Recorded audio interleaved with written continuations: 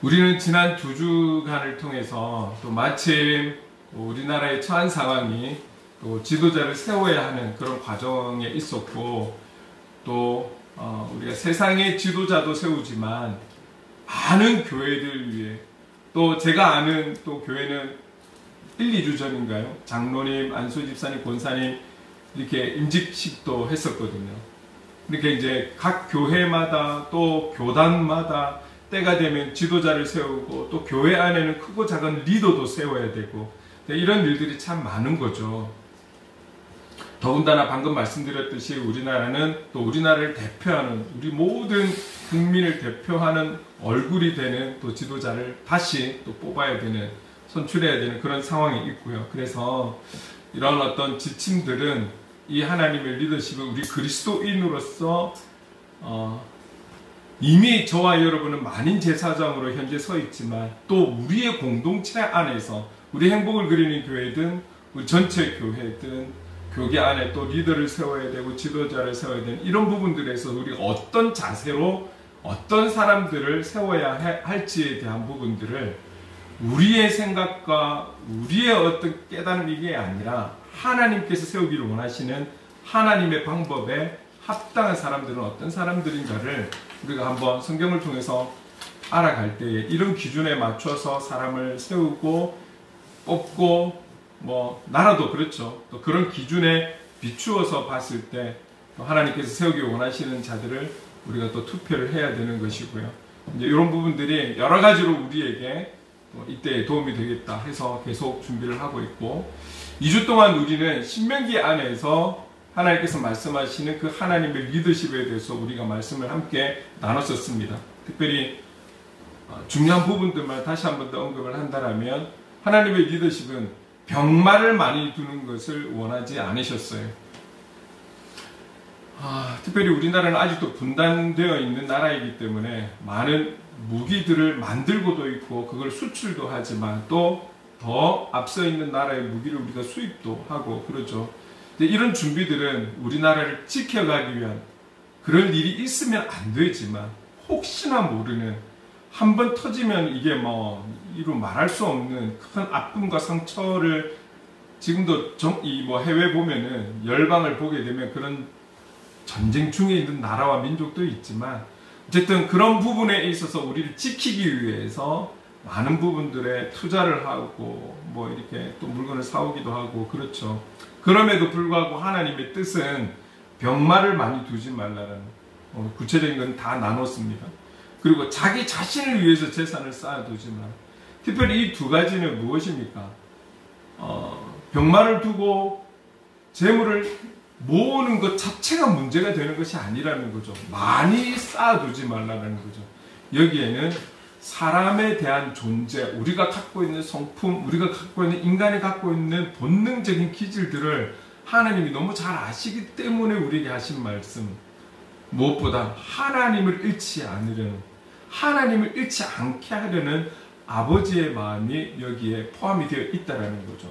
그래서 이런 리더십, 하나님을 잃지 않고 주어진 사명들을 감당하는 리더십에 대해서 나눴었고, 그러기 위해서는 더더군다나 율법을 주야로 묵상하고 지켜 행하라는 것, 하나님의 말씀대로 철저하게 살아가게 힘쓰는 이 리더십을 가지고 지도력을 발휘해 갈 때 그 역할을 감당할 수 있다는 거죠. 무엇보다 우리가 말씀대로 살아갈 때 우리에게 주어지는 열매는 어떤 것이었습니까? 성경에서 분명히 말씀하는 것은 내가 겸손해야지, 내가 교만하면 안 돼, 겸손해야지 한다고 겸손이 안 된다는 거죠.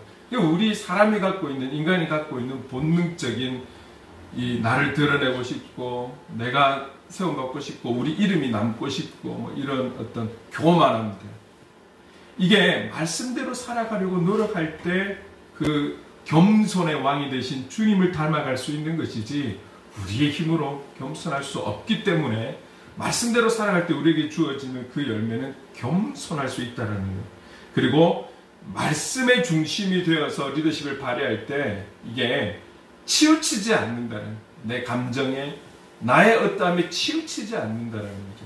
딱 중심을 잡을 수 있다는 것. 그리고 우리가 말씀대로 살아가는 노력 가운데 영적인 승리를 우리만이 아니라 계속 이어서 영적 승리를 이룰 수 있고 영적 지도력을 발휘해 갈 수 있다라는 거죠.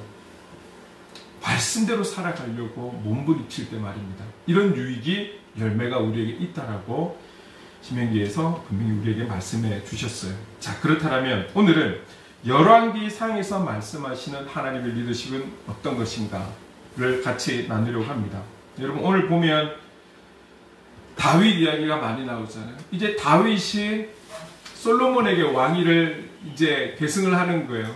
그런 가운데 어쩌면 인간적으로 보면 다윗이 솔로몬에게 남기는 유언이 될 수 있지만, 이거를 우리가 영적인 시선으로 보면 자기 대를 이어서 왕이 되는 솔로몬에게 그 왕권을 넘기면서 어떤 리더십을 가져야 되는지에 대한 분명한 지침을 알려주고 있다는 것이죠. 이 부분을 좀 함께 나누려고 합니다.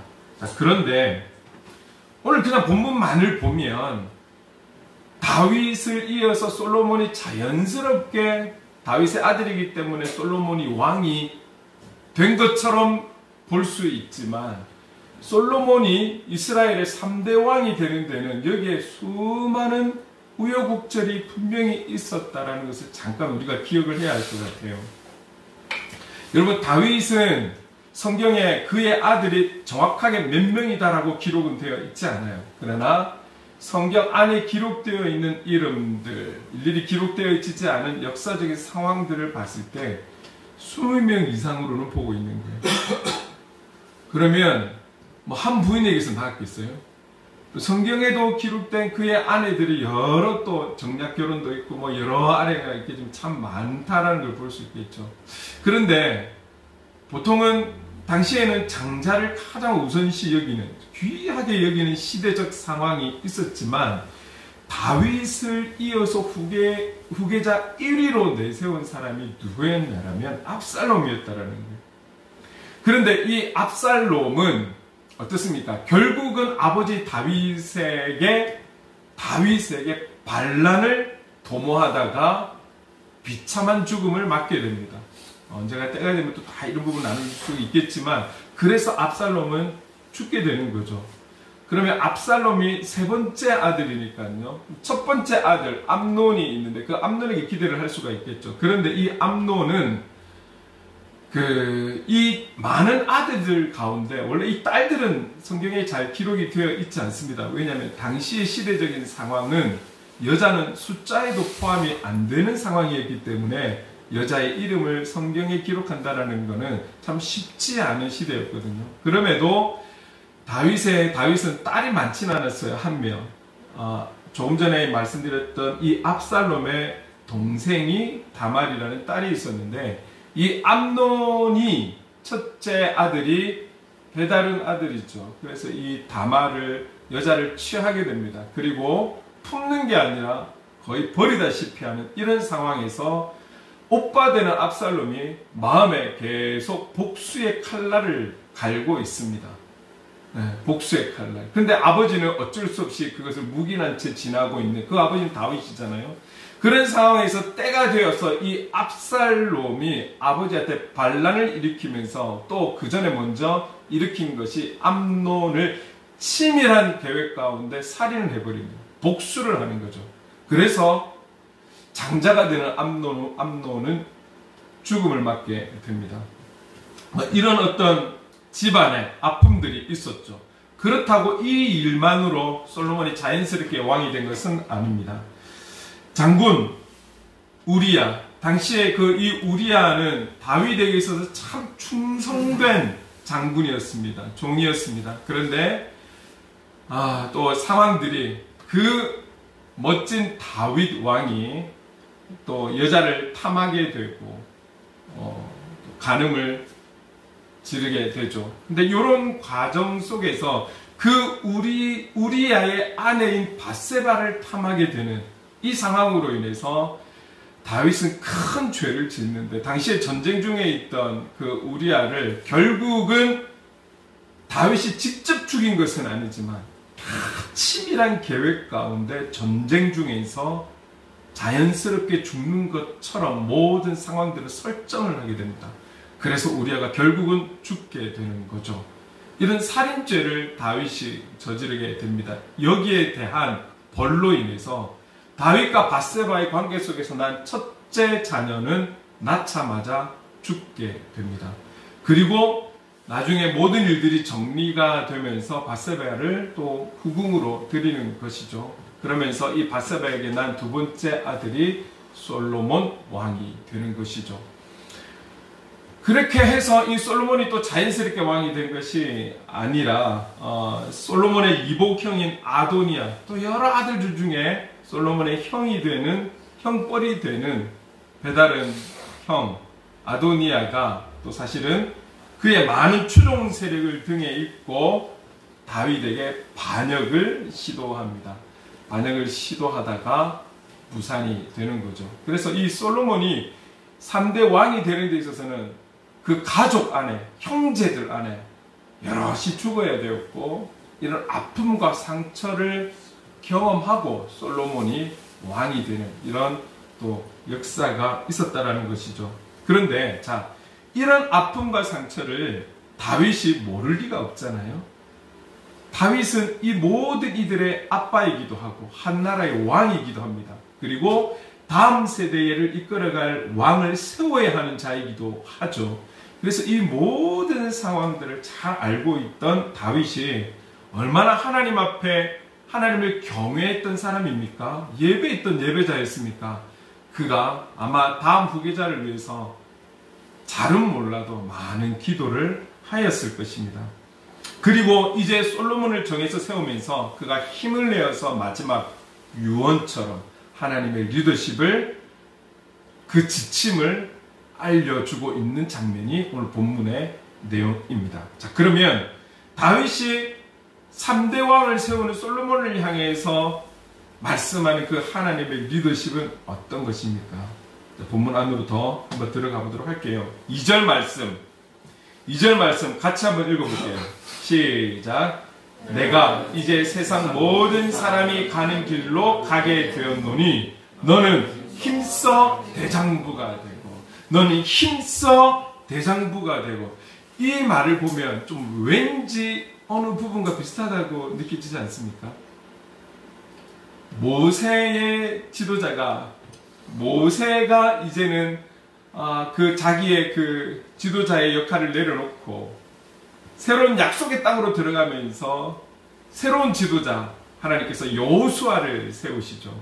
여호수아를 세우시면서 참 많이 하나님께서 걱정을 하셨던 것 같아요. 왜? 여호수아를 잘 아시고 지켜보아 왔으니까. 그러면서 여호수아야, 너는 강하고 담대해야 돼.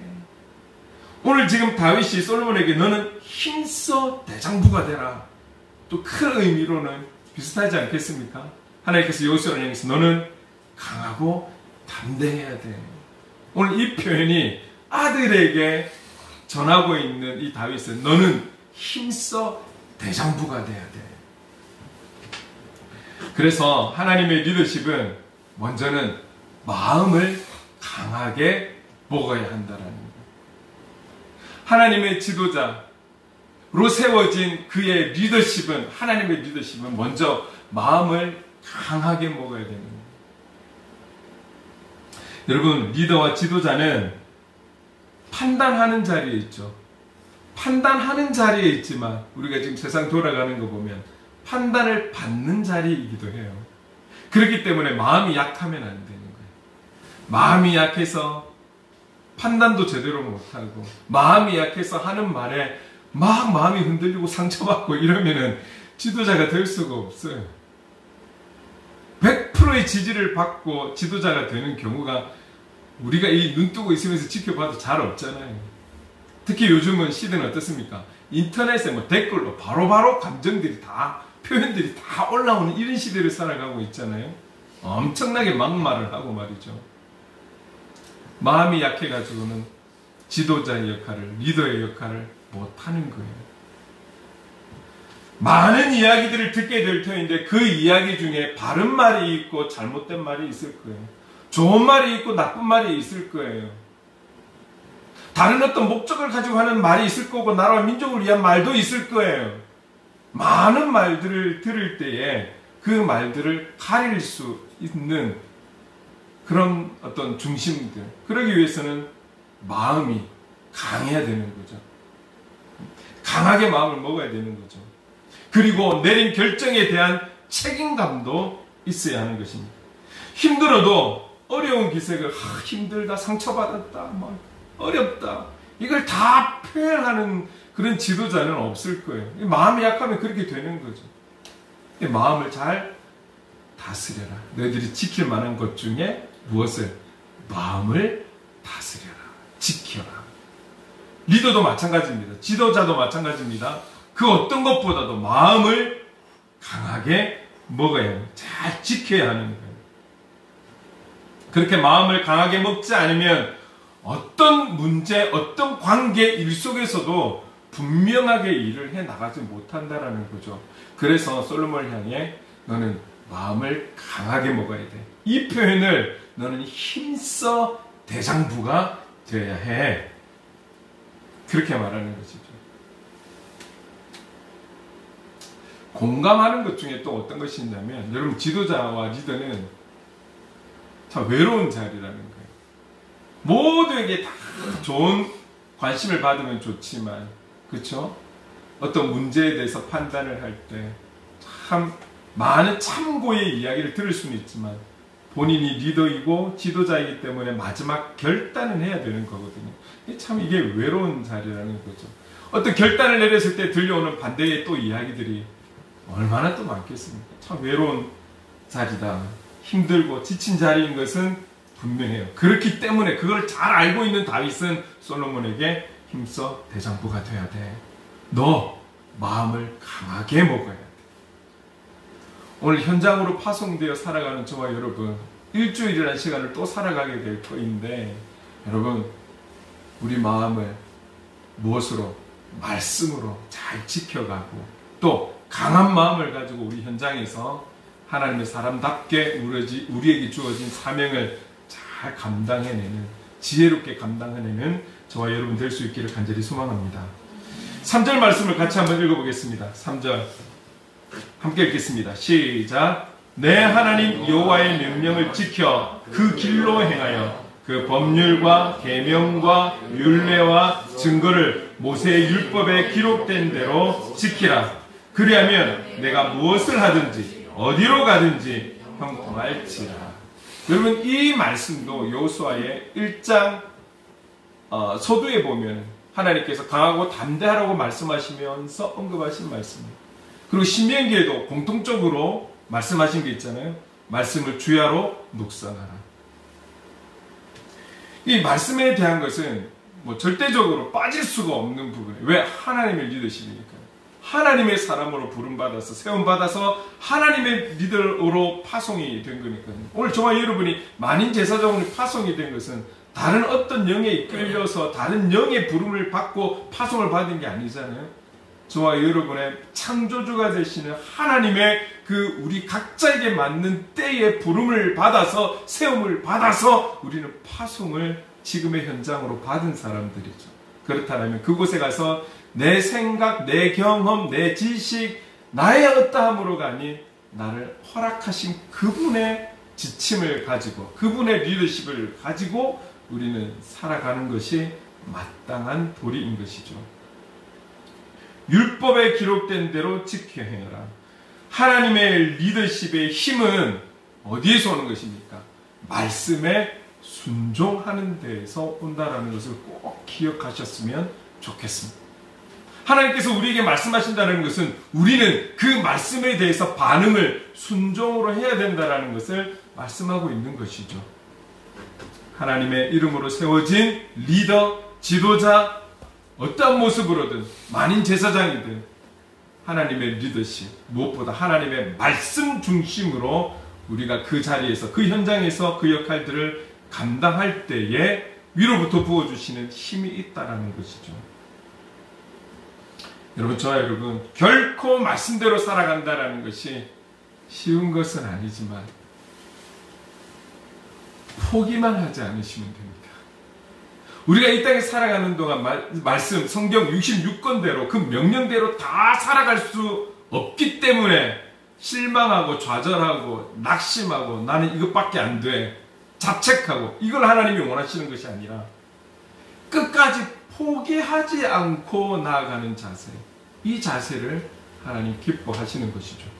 우리가 낼 수 없는 힘은 우리의 한계는 그 이상은 하나님이 하시는 거예요. 그래서 포기하지 않으시면 돼요. 하나님의 시선 포기하지 마십시오.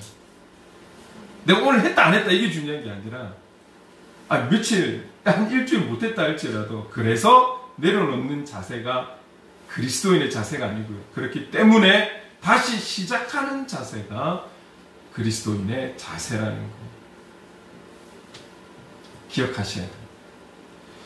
우리가 영적으로 최상의 리더십 컨디션을 유지하기 위해서는 매 순간순간 말씀을 읽고 묵상하고 암송하고 그 말씀대로 살아가기 위해 몸부림쳐야 해야 한다라는 사실을 꼭 기억하십시오. 그거는 목사라서 저는 괜찮은 게 아니에요.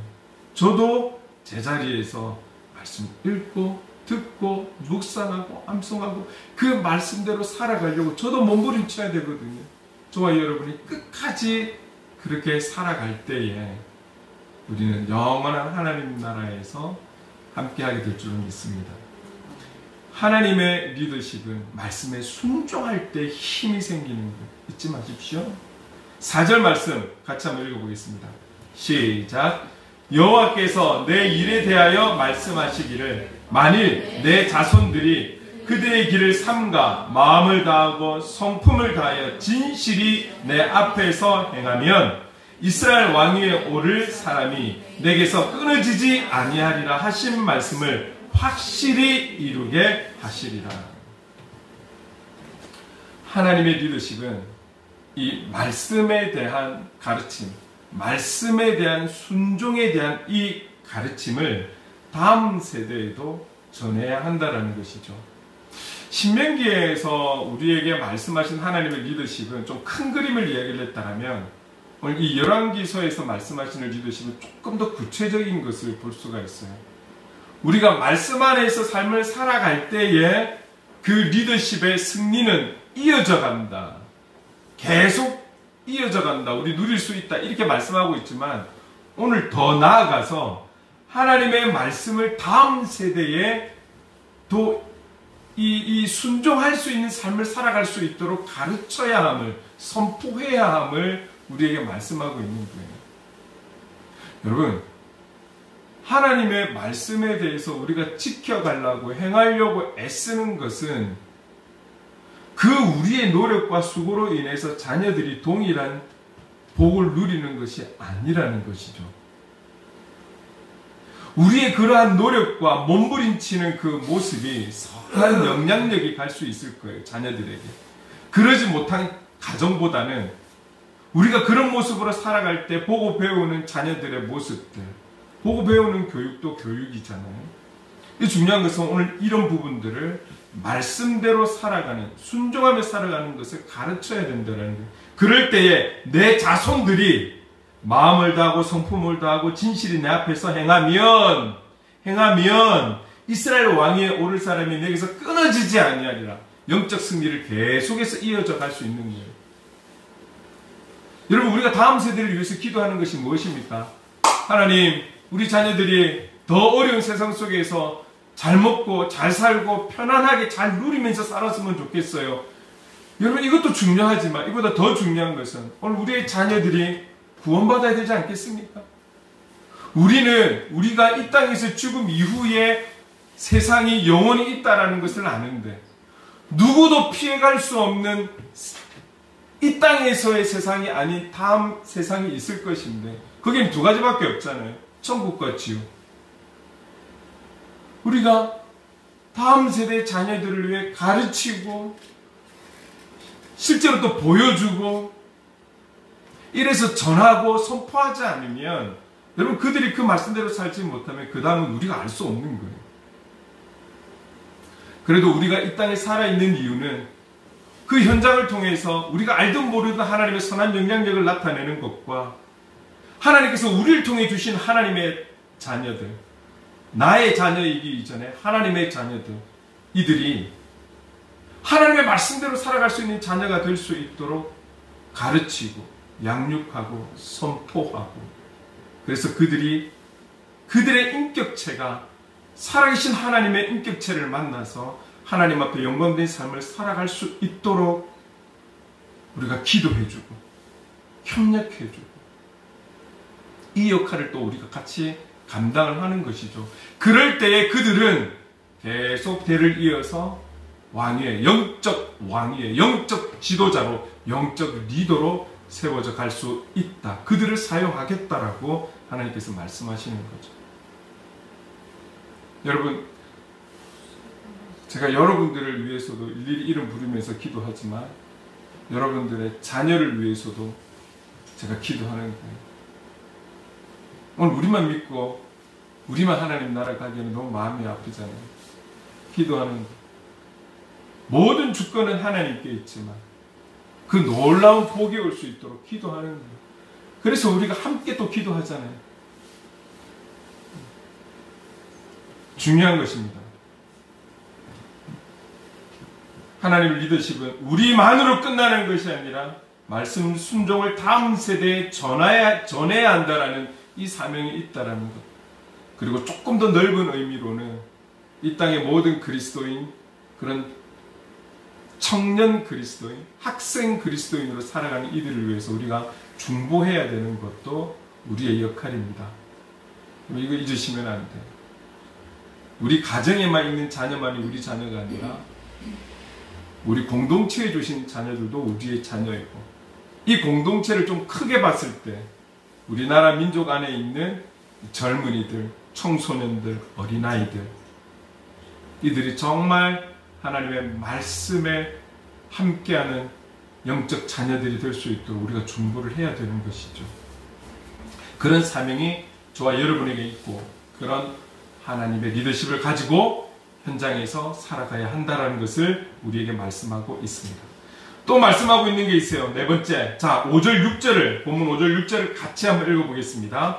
시작. 스루야의 아들 요압이 내게 행한 일, 곧 이스라엘 군대의 두 사령관 넬의 아들 아브넬과 예델의 아들 아마사에게 행한 일을 네가 알거니와, 그가 그들을 죽여 태평시대에 전쟁의 피를 흘리고 전쟁의 피를 자기의 허리에 띤 띠와 발에 신은 신에 묻혔으니 내 지혜대로 행하여 그의 백발이 평안히 수월에 내려가지 못하게 하라.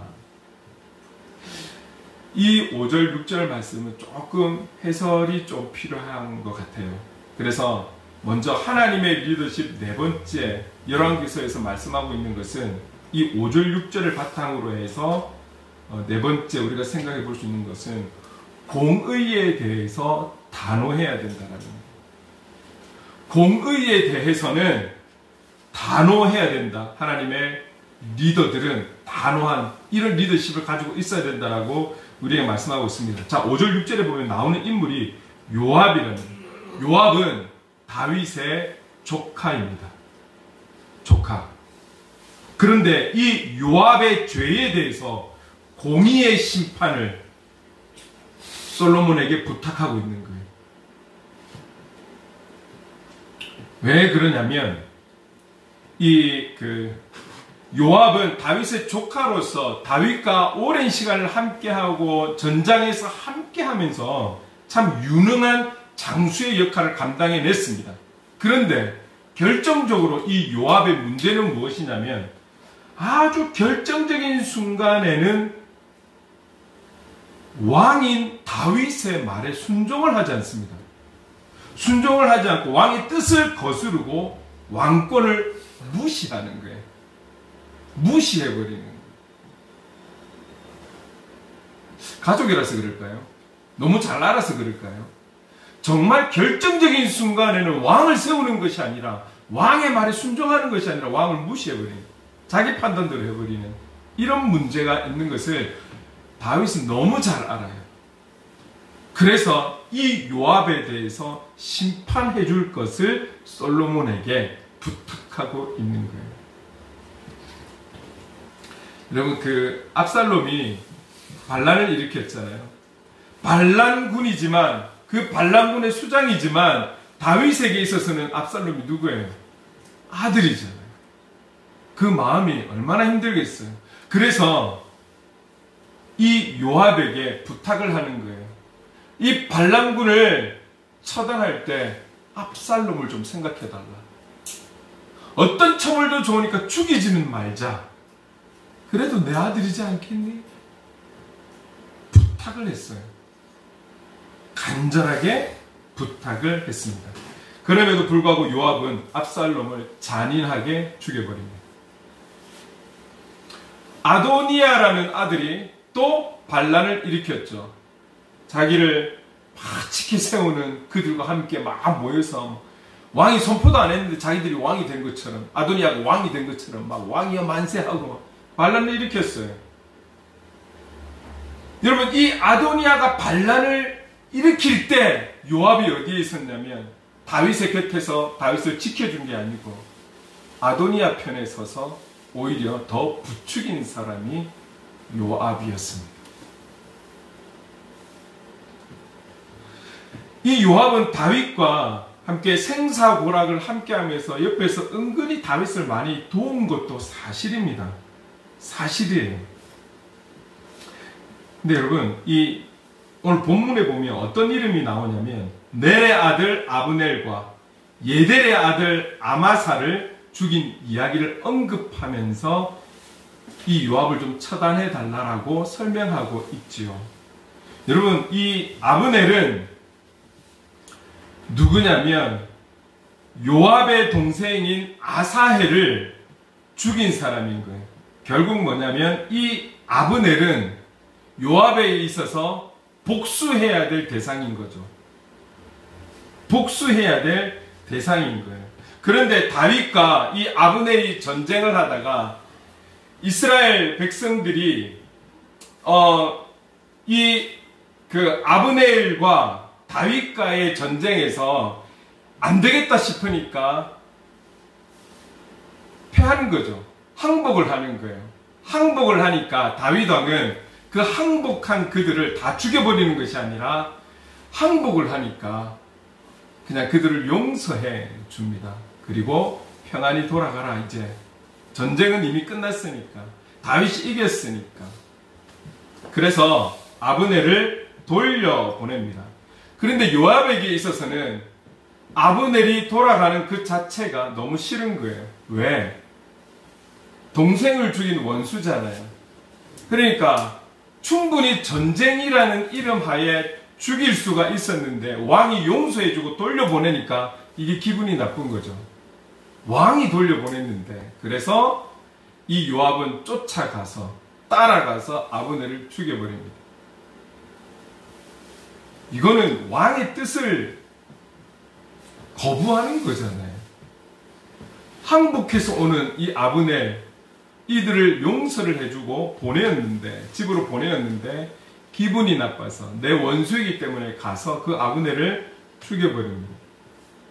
이것은 왕의 뜻을 거절한 거나 마찬가지잖아요. 예, 그랬던 사람이 요압입니다. 여러분, 이것뿐만이 아닙니다. 이것뿐만이 아니라 이 요압은 사사건건 중요한 결정에 있어서는 왕의 결정을 무시하거나 자기의 감정과 자기의 유익과 자기의 지위를 지키기 위해서 자기 마음대로 행동하고 사람을 죽이는 행동을 합니다.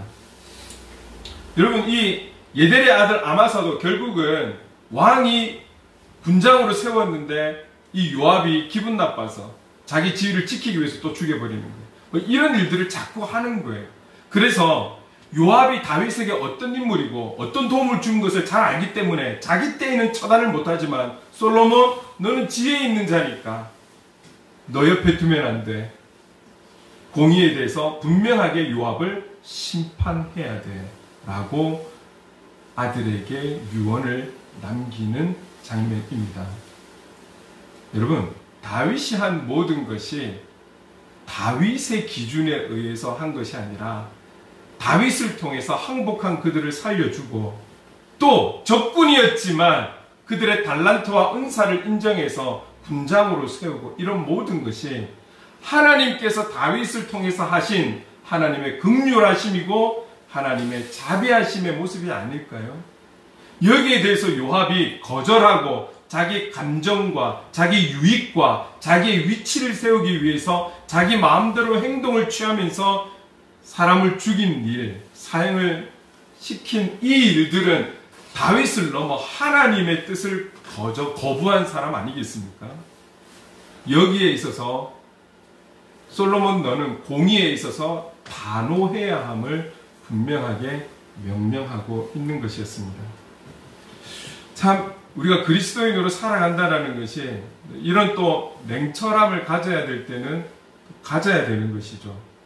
여러분 그것뿐만이 아닙니다. 8절 9절에 오늘 본문 8절 9절에 이렇게 말씀하고 있어요. 같이 한번 읽어볼게요. 시작. 바울인 베냐민 사람 게라의 아들 시므이가 너와 함께 있나니 그는 내가 마나임으로 갈 때에 악독한 말로 나를 저주하였느니라. 그러나 그가 요단에 내려와서 나를 영접함으로 내가 여호와를 두고 맹세하여 이르기를 내가 칼로 너를 죽이지 아니하리라 하였노라. 그러나 그를 무죄한 자로 여기지 말지어다. 너는 지혜 있는 사람이므로 그에게 행할 일을 알지니 그의 백발이 피 가운데 수월에 내려가게 하라. 압살롬의 반란으로 인해서 결국 다윗이 한때 쫓겨난 적이 있어요. 도망자의 삶을 살았던 때가 있습니다. 아들의 반란으로 인해서 자기가 쫓겨나서 도망자의 삶을 살았던 그때에 자기를 심하게 저주한 사람이 있는데 그 사람이 시므이였습니다. 시므이. 그렇게 저주한 이 시므이에 대한 죄를 네가 좀 갚아라라고 말하고 있는 거예요. 야, 그랬더니 알고 봤더니 다윗은 또 마음에 은근히 가지고 있는 사람인데 쿨한 사람이 아니구나. 이게 아니에요. 자기가 시므이 앞에 했던 약속은 다 지켰어요. 그러나 다음 때를 이어가는 왕으로서 이 시므이,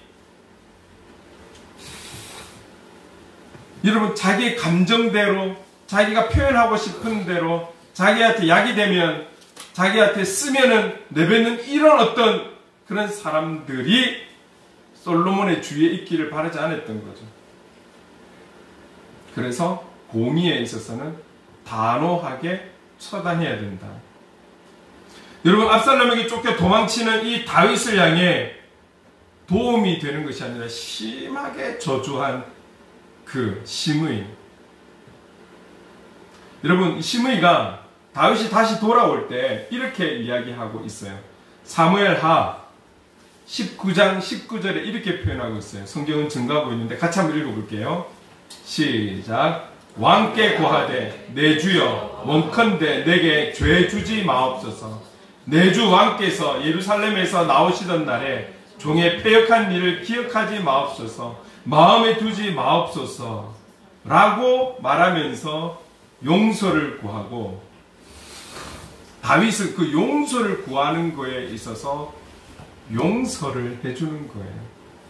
다윗은 용서를 해주고 있어요. 그런데 다윗은 이미 용서한 이 시므이를 왜 아들에게 죽이라고 그렇게 표현하고 있는 걸까요? 왜 아들에게 죽이라고 표현하는 것일까요? 다윗이 시므이를 잘 알거든요. 그가 달면 취하고 쓰면 내뱉는 사람, 지금 저 시므이가 나에게 용서를 구하는 것은 자기의 안위를 위해서 용서를 구하는 것이 진심으로 잘못함을 느껴서 용서를 구하는 게 아니라는 거죠. 그걸 잘 알고 있었던 다윗이 용서를 구할 때 용서를 해준 것은 맞지만, 솔로몬 너는 저런 사람을, 간사한 사람을 네 옆에 두어서는 안 돼. 공의에 단호해야 돼. 여러분, 하나님은 우리가 회개할 때 어떻게, 무엇 때문에, 어떤 이유로 회개하는지도 다 아시는 분이시죠. 우리의 마음의 중심까지도 보시니까요. 여러분, 주일, 여러분 개인적으로 개인의 삶에서 그렇지만 주일 우리가 함께 회개 기도했다고 그 회개가 끝이 아니에요. 예수님은 죄인들을 향해서 그들을 낫게 하고 고치고 먹을 걸 채워주시면서도 항상 하신 말씀은 다시는 죄를 짓지 말라라고 하는 거예요. 우리가 하나님 앞에 말로만 하나님 우리가 이런 죄를 지으며 살았습니다. 용서해 주세요. 그래서 우리 느낌으로 우리는 용서받았다. 나는 회개했다. 이것이 아니라 용서를 구하고 난 뒤 우리의 현장에 가서 다시는 그런 죄를 짓지 않도록 노력하는 자의 삶이 회개의 삶인 것 우리가 잘 아시죠? 내가 있는 공동체에서 실수를 하고 잘못하고 그것을 감추거나 그것을 드러내지 않았을 때 어떤 관계 속에 있었던 잘못함, 나의 유익을 위해서 잘못함, 하나님 기뻐하시지 않는 죄악된 일을 행했을 때에는 용서를 그들 앞에서도 구하는 것이 참된 그리스도인의 용기임을 믿으시기 바랍니다. 여러분, 그런 회개를 통해서 다시는 죄를 짓지 않도록 또 내 자신과 싸워가야 하는 것이고 환경과 싸워가야 하는 것이고 보이지 않는 영적 존재와 성령님과 함께 싸워가야 하는 것이죠. 그게 바로 회개의 삶인 거예요. 쉽지 않습니다. 저도 쉽지는 않아요. 그러나 포기하지 않고 또 회개하고 또 회개하는 거예요. 여러분, 우리가 어떤 마음으로 회개하는지 어떤 마음으로 잘못했다라고 인정하는지 다 사람은 몰라도 하나님은 아시는 거예요. 오늘 시므이의 이 고백을 다윗이 너무 잘 알았던 거예요. 그래서 겉으로 자기가 용서는 해주지만 너는 단호하게 결정해.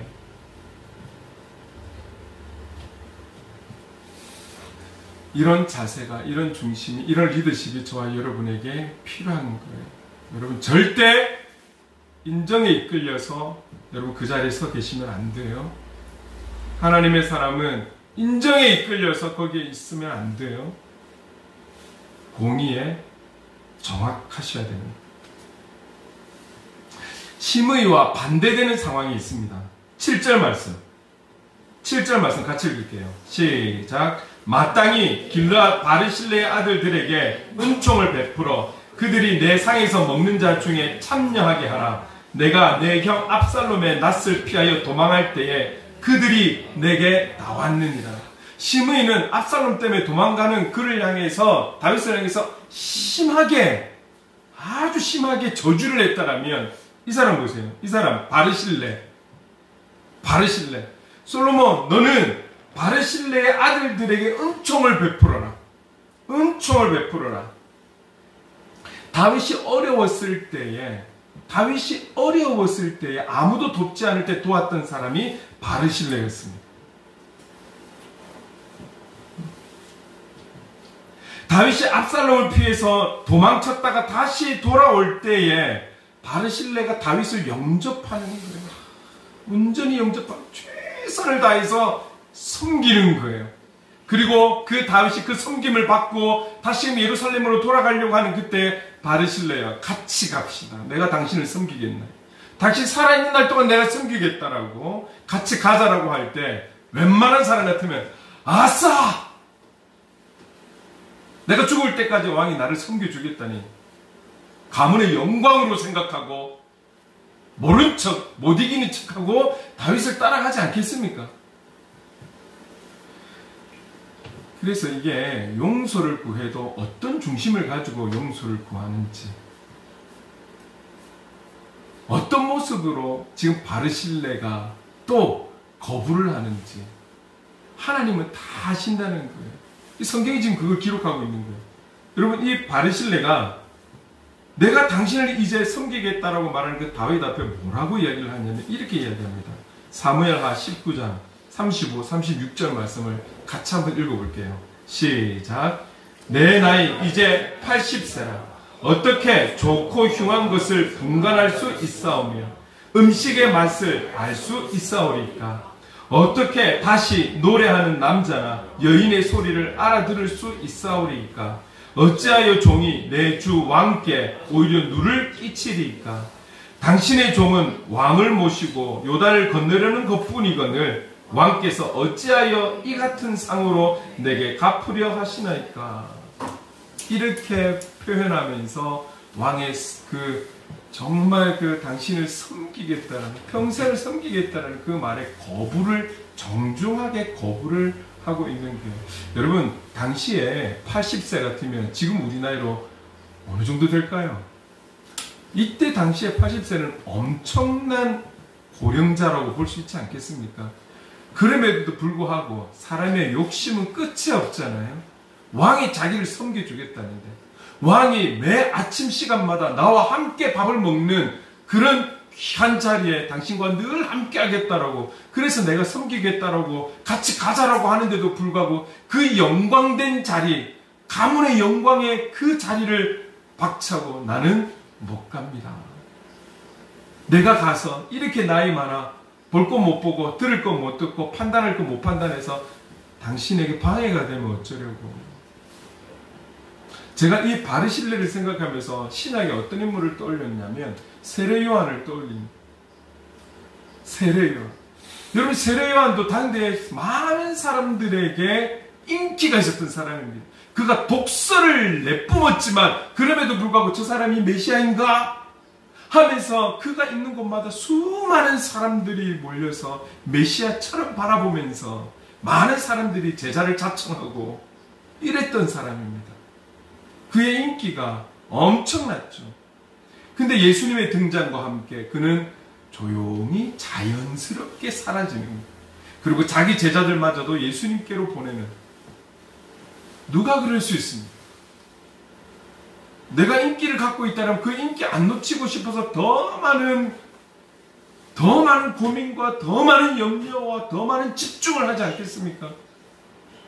그런데 나는 진은해야 떠오르는 저 예수님 하면서 예수님을 주인공으로 세우면서 자기는 조용히 사라지는 거예요.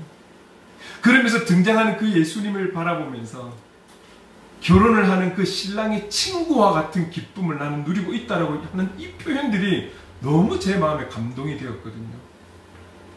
그만큼 예수님을 사랑했던 세례요. 오늘 바르실레가 자기의 욕심을 가진다라면 가자 할 때 그냥 따라가야죠. 그럼에도 거절하는 거예요. 받아들일 때 받아들일 수 있는 지혜, 거절할 때 거절할 수 있는 지혜. 이러니 다음 때를 이어가며 이 바르실레를 기억하지 않겠습니까, 다윗이? 그러면서 이 사람을 기억하고 섬겨라. 이것은 하나님의 리더십에게 있어서 무엇을 이야기하는 것입니까? 공의에 대해서 분명해야 된다면 하나님의 리더십 다섯 번째로 선한 이들에게는 관대해야 된다는 것을 우리에게 말씀하고 있는 거예요.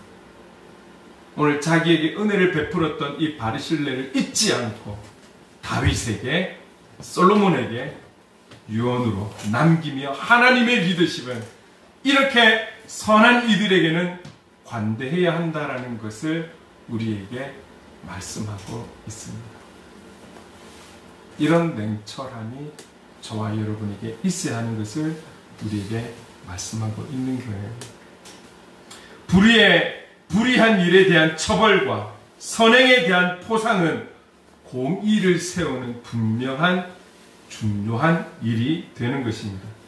나라가 어떤 사람을 벌하고 어떤 사람을 상 주는가를 보면, 상벌의 기준을 보면 그 나라의 리더십이 얼마나 건강한가를 알 수 있다라는 것을 오늘 우리에게 말씀하고 있는 거예요. 이런 리더십을 가지고 있는 자리에서 감당해내는 저와 여러분이 되었으면 좋겠습니다. 여러분, 이 다섯 가지를 오늘 같이 나눴어요. 열왕기서에서, 신명기에서나 모세가 지도자의 역할을 넘기고 하나님께서 여호수아에게 말씀하신 거나 큰 그림에 있어서는 동일한 거지만 오늘 조금 더 구체적으로 다윗을 통해 우리에게 말씀하고 있는 하나님의 리더십을 같이 함께 나눴습니다. 이 리더십을 바라볼 때 여러분, 오늘 우리 김숙지 집사님 기도할 때도 대통령 선거를 위해 기도했지만 여러분, 우리가 기도해야 되지 않겠습니까? 하나님께서 원하시는 지도자가 내가 원하고 내 뜻에 맞는 사람이 아닌 이때에 하나님께서 세우시기 원하시는 사람이 누구인지를 우리는 기도해야 되고, 또 그가 세워지면 그에 맞는 참모들도 세워지지 않겠습니까? 우리가 볼 땐 또 다 국가의 지도자들이 되는 것인데 바른 참모들이 좀 세워져야 되지 않겠습니까? 이런 기준을 놓고 봤을 때 누군가를 리더로 세운다, 지도자로 세운다, 너무너무 중요한 것이죠. 오늘 이런 부분들이 참고가 되어서 우리가 살아가는 현장에, 우리 교회에, 우리 교계에, 그리고 이 나라 민족에 바른 리더를 세우고 지도자를 세워가는 저와 여러분, 그리고 그런 리더십을 가진 만인 제사장으로서의 영적 리더로 현장에 나아가서 하나님의 뜻을 이루고 예수 그리스도의 향기를 바라며 살아가는 저와 여러분의 삶이 되기를 주님의 이름으로 축원합니다. 아멘.